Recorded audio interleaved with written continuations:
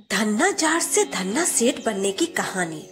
धन्ना जाट का जन्म 20 अप्रैल 1415 को राजस्थान के टोंक जिले के धुआं कला नाम के गांव में एक सामान्य जाट परिवार में हुआ था। इनके पिता गांव के किसान थे जिनका नाम रामेश्वर जाट था तथा इनकी माता का नाम गंगाबाई गढ़वाल था। धन्ना जाट एक उच्च कोटि के कृष्ण भक्त और कवि हुए। इन्हें धन्ना भगत और धन्ना सेठ के नाम से भी जाना जाता है। धन्ना जी का जन्म एक सामान्य कृषक परिवार में हुआ था। इनके पिता मुख्य रूप से कृषि और गौ पालन किया करते थे। एक दिन धन्ना जी के परिवार के कुल गुरु, जिनका नाम पंडित त्रिलोचन था, तीर्थ यात्रा करके लौटे और कुछ दिनों के लिए धन्ना जी के घर पर ठहरे। पंडित त्रिलोचन शालिग्राम भगवान की सेवा किया करते थे। वे बड़े भाव से शालिग्राम शिला की सेवा करते, पुष्प अर्पित करते और उन्हें भोग लगाने के बाद ही भोजन ग्रहण किया करते थे। बालक धन्ना पंडित जी को यह सब करते हुए देखता था। उसे भगवान की यह सेवा बहुत पसंद आई। कुछ दिन बाद जब पंडित जी जाने लगे तब बालक धन्ना पंडित जी के शालिग्राम भगवान के लिए जिद करने लगा, मुझे ठाकुर जी चाहिए, मुझे ठाकुर जी चाहिए। परंतु पंडित जी अपने ठाकुर जी छोटे से बालक को कैसे दे सकते थे। धन्ना जी को उनके माता पिता ने बहुत समझाया परंतु धन्ना जी नहीं माने। अंत में लोगों ने पंडित जी से कहा, अरे यह तो बालक है, इसे शालिग्राम जैसा कुछ और देकर बहका दो। अगले दिन पंडित जी नदी में स्नान करने गए। वहां से एक गोल मटोल थोड़ा बड़ा सा काले रंग का पत्थर ले आए। तब वे धन्ना जी के पास आकर बोले, मैं तुम्हें अपने ठाकुर जी दे दूंगा, लेकिन मेरे पास दो ठाकुर जी हैं, बड़े ठाकुर जी और छोटे ठाकुर जी। तुम्हें कौन से ठाकुर जी चाहिए? धन्ना जी ने झट से जवाब दिया, मुझे तो बड़े ठाकुर जी चाहिए। पंडित जी भी यही चाहते थे। पंडित जी ने धन्ना जी को वह बड़ा काला पत्थर बड़े ठाकुर जी बताकर दे दिया। ठाकुर जी को पाकर धन्ना जी बहुत प्रसन्न हो गए। वे बड़े भाव से उनकी सेवा करने लगे। धन्ना जी गाय चराने खेतों में जाते तो ठाकुर जी को अपने साथ ले जाते। धन्ना जी की माँ ने उनको बाजरे की रोटी, साग, अचार और गुड़ खाने को दिया। अब धन्ना जी भी ने निश्चय किया कि वे भी पंडित जी की तरह ठाकुर जी को भोग लगाने के बाद ही भोजन ग्रहण करेंगे। धन्ना जी ने खेत में बहुत प्रेम से ठाकुर जी को पुकार कर भोग लगाया, परंतु ठाकुर जी भोग लगाने के लिए नहीं आए।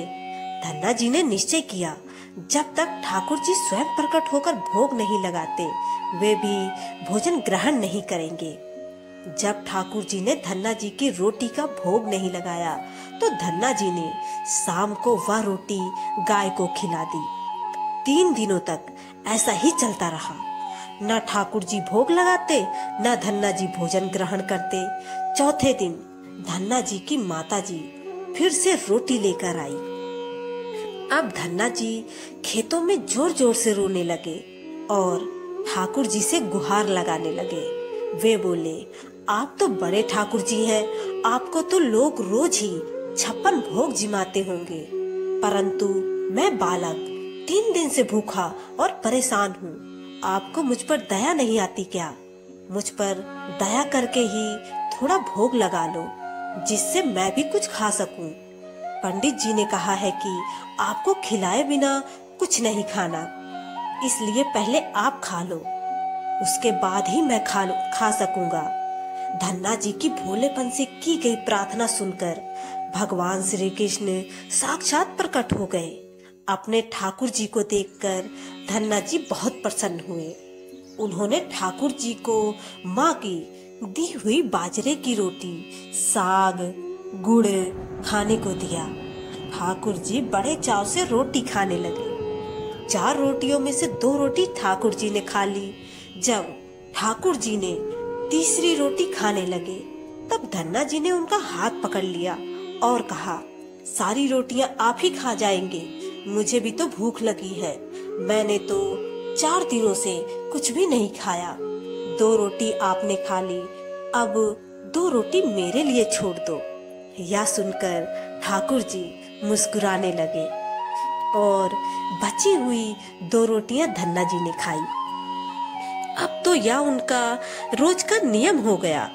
धन्ना जी जब गाय चराने जाते तो खेतों में जाकर ठाकुर जी के साथ ही भोजन करते। एक दिन ठाकुर जी ने धन्ना जी से कहा, तुम रोज मुझे रोटी खिलाते हो, मैं मुफ्त में रोटी नहीं खाना चाहता, इसलिए मैं रोटी के बदले तुम्हारा कोई काम कर दिया करूंगा। धन्ना जी ने कहा, मैं तो बालक हूँ, केवल गाय ही चराता हूँ, मैं आपको क्या काम बता सकता हूँ। ठाकुर जी बोले, मैं तुम्हारी गाय ही चरा दिया करूंगा। उस दिन के बाद से ठाकुर जी धन्ना जी की गाय चराने लगे। एक दिन धन्ना जी ने ठाकुर जी से पूछा, आप मुझे अपने हृदय से क्यों नहीं लगाते? ठाकुर जी ने कहा, मैं तुम्हें प्रत्यक्ष तो हो गया हूँ, लेकिन मैं पूरी तरह से तब मिलता हूँ जब कोई सद्गुरु की शरण लेता है। अभी तक तुमने किसी गुरु की सरल गति ग्रहण नहीं की है, इसलिए मैं तुम्हें अपने हृदय से नहीं लगा सकता। धन्ना जी बोले, मैं तो जानता ही नहीं कि गुरु किसे कहते हैं, फिर मैं किसे अपना गुरु बनाऊं? ठाकुर जी बोले, काशी में जगत गुरु श्री रामानंदाचार्य मेरे ही स्वरूप के विराजमान है, तुम जाकर उनकी शरणगति ग्रहण करो। ठाकुर जी के कहे अनुसार धन्ना जी ने काशी जाकर श्री रामानंदाचार्य जी की शरण गति ग्रहण कर ली। उस समय धन्ना जी की आयु 15-16 वर्ष के आसपास थी। श्री रामानंदाचार्य जी ने धन्ना जी को अपने शिष्य के रूप में स्वीकार कर लिया और उन्हें आदेश दिया कि अब तुम अपने घर चले जाओ। धन्ना जी बोले, गुरुजी, अब मैं घर नहीं जाना चाहता, आप मुझे घर जाने का आदेश क्यों दे रहे हैं? गुरुजी बोले, अगर तुम यहाँ रहकर भजन करोगे तो केवल तुम्हारा ही कल्याण होगा, लेकिन अगर तुम अपने घर जाकर खेती किसानी करते हुए, अपने माता पिता की सेवा करते हुए भजन करोगे तो तुम्हारे साथ कई जीवों का उद्धार हो जाएगा। गुरु जी के आदेश पर धन्ना जी घर लौट आए। इसके बाद जैसे ही धन्ना जी घर पहुंचे, ठाकुर जी ने उन्हें अपने हृदय से लगा लिया। इसके बाद धन्ना जी ने खूब मन लगाकर संत सेवा करने लगे। जब भी उनके गांव में कोई साधु संत आते तो धन्ना जी उन्हें अपने घर ले आते और बड़े प्रेम से उनकी सेवा करते और उन्हें भोजन खिलाते। संतों की सेवा करने के कारण अब उनके घर दूर दूर से साधु संत पधारने लगे। धन्ना जी उन सभी का बड़े प्रेम से सत्कार करते और उन सभी को भोजन कराते। एक दिन धन्ना जी के पिताजी ने उनसे कहा, देखो भाई, हम लोग ग्रस्त लोग हैं, यदि महीने में एक आध बार कोई साधु आ जाए तो हम उनकी सेवा कर भी दें और उन्हें भोजन भी करा दें, लेकिन तुम्हारी इन साधुओं से ऐसी दोस्ती हो गई है कि हर दूसरे दिन कोई न कोई साधु चला आता है और अपने साथ 1-2 और ले आता है। यह ठीक नहीं है। हम अपनी खेती बाड़ी का काम करें या इन साधुओं की सेवा करें। तुम तो अभी बालक हो, कुछ कमाते नहीं हो, तुम्हारा पालन पोषण भी हम ही करते हैं और ऊपर से तुम इन साधुओं को बुला लाते हो। इस प्रकार इन निठल्ले साधुओं की सेवा करना ठीक नहीं है। इसलिए एक बात कान खोलकर सुन लो, आज के बाद यदि तुम किसी साधु को घर लेकर आए तो मैं उन्हें घर में नहीं घुसने दूंगा। यदि तुम्हें साधु सेवा करनी है तो पहले कुछ कमाई करो, फिर अपनी कमाई से साधु सेवा करना। पिताजी की बात सुनकर धन्ना जी उदास हो गए और चुपचाप खड़े हो गए। तब पिताजी ने धन्ना जी को डांटते हुए कहा, आज के बाद किसी साधु को घर में लेकर मत आना और जाओ खेतों में गेहूं बो कर आओ। खेत तैयार है, बोरियों में बीज का गेहूं रखा है, इसे बैलगाड़ी में रख लो और खेत में बो दो। धन्ना जी ने बैलगाड़ी में गेहूं की बोरियां रख ली और खेत में बोने चल दिए। धन्ना जी थोड़ी दूर ही चले थे, उन्हें मार्ग में 5-6 साधु संतों की टोली आती दिखाई दी। धन्ना जी ने बैलगाड़ी से उतरकर उन्हें साष्टांग प्रणाम किया। संतों ने धन्ना जी को आशीर्वाद दिया और पूछा, बेटा इस गांव में धन्ना जी का घर कौन सा है? सुना है वे जगत गुरु श्री रामानंदाचार्य जी के शिष्य हैं और बहुत छोटी उम्र में ही उन्होंने भगवान का दर्शन प्राप्त कर लिया है। हम भी उनका दर्शन करना चाहते हैं। यह सुनकर धन्ना जी संकोच में पड़ गए और वे हाथ जोड़कर बड़ी विनम्रता से बोले, महाराज मुझे ही लोग धन्ना भगत कहते हैं। संत बोले, भगवान ने बड़ी कृपा की है, हम जिनसे मिलने आए थे वे यही मिल गए। निश्चित ही आप ऐसे ही भक्त हैं जैसा आपके विषय में सुना था। कितनी विनम्रता है आप में। चलिए आपके घर चलते हैं, वहीं बैठकर आपसे चर्चा करेंगे। धन्ना जी ने सोचा, अभी पिताजी ने साधुओं को घर लाने के लिए मना किया है। यदि मैं खेतों में बीज बोने के बजाय इन साधु संतों को घर ले गया तो पिताजी आसमान सिर पर उठा लेंगे और इन साधुओं को भी भगा देंगे। तब धन्ना जी कुछ विचार करके बोले, महाराज अभी घर पर कोई नहीं है, मैं भी खेतों की तरफ जा रहा हूँ, आप मेरे साथ वहीं चलिए। संत बोले, ठीक है, हमें तो आपसे मिलना था, अब आप जहाँ ले चले हम वहीं चलेंगे। फिर धन्ना जी उन सभी को अपने खेत ले गए। खेत में एक पेड़ के नीचे बने चबूतरे पर साधुओं को बैठाकर बोले, महाराज आप यही कुछ देर विश्राम कीजिए, तब तक मैं आपके लिए भोजन की व्यवस्था करता हूँ। यह कहकर धन्ना जी वहां से बैलगाड़ी लेकर चले गए। बैलगाड़ी लेकर धन्ना जी सीधे बनिए की दुकान पर पहुंचे। वहां पर उन्होंने बैलगाड़ी में बीज वाला गेहूं जो खेत में बोने के लिए रखा था उसे बनिए को बेच दिया और उससे दाल बाटी और चूरमा बनाने का सामान खरीद लिया। सामान लेकर धन्ना जी खेत पहुंचे। वहां पर उन्होंने संतों के साथ मिलकर बहुत बढ़िया दाल बाटी और चूरमे का प्रसाद बनाया। भगवान को प्रसाद का भोग लगाने के बाद बड़े प्रेम से उन्होंने सभी संतों को भोजन करवाया। इसी बीच भागवत चर्चा भी होती रही। संतों को भोजन करवाने के बाद बड़े प्रेम से उन्हें विदा भी कर दिया। संतों के जाने के बाद धन्ना जी सोचने लगे कि बीज वाले गेहूं को तो बेचकर संतों को भोजन करा दिया, अब खेत में क्या बोया जाए। अगर पिताजी से फिर बीज मांगेंगे तो पिताजी बहुत नाराज होंगे। यह सोचकर धन्ना जी ने बोरियों में रेत भर ली और आसपास के लोगों को दिखाने के लिए उस रेत को ही खेतों में बोने लगे। धन्ना जी ने राम राम का नाम लेते हुए शाम तक बोरियों की सारी रेत खेत में छिड़क दी। आसपास के खेत वाले देख रहे थे कि धन्ना जी खेतों में गेहूं बो रहे हैं, परंतु वे तो खेतों में रेत बो रहे थे। खेत बोने के बाद धन्ना जी बड़े प्रसन्न मन से घर की ओर चल दिए। वे सोचने लगे, खेतों में तो कुछ उगना नहीं है तो देखभाल भी नहीं करनी पड़ेगी। पर पिताजी ने पूछा, खेत बो आए? धन्ना जी बोले, जी पिताजी बो आया। कुछ दिन बाद धन्ना जी के पिताजी और गांव के कुछ बड़े बूढ़े लोग धन्ना जी के घर के आसपास आए और बोले, तुमने कैसा खेत बोया है? ऐसी फसल तो हमने अपने जीवन में आज तक नहीं देखी।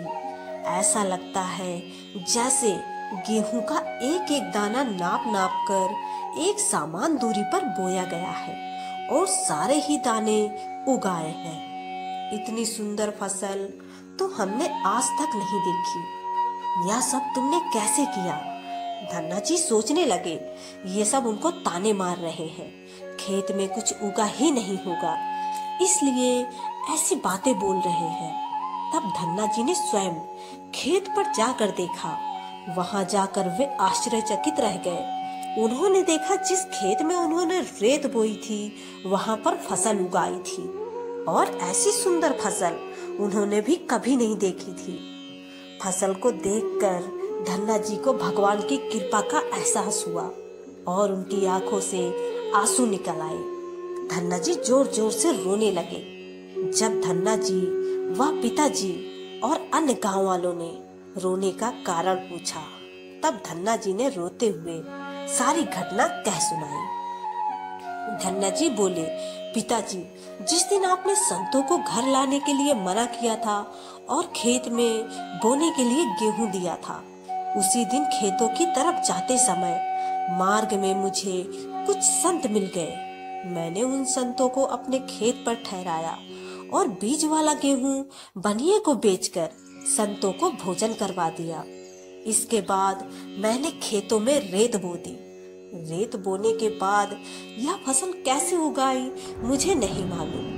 धन्ना जी की बात सुनकर उनके पिताजी की आंखों में आंसू आ गए।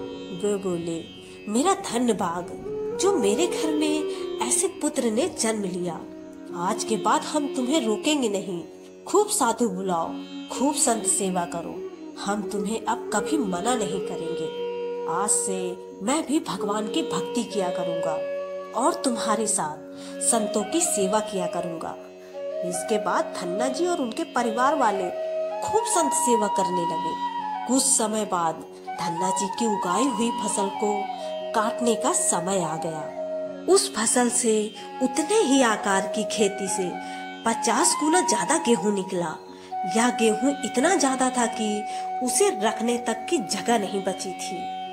गांव के सभी लोग धन्ना जी की फसल देखकर आश्चर्य में पड़ गए।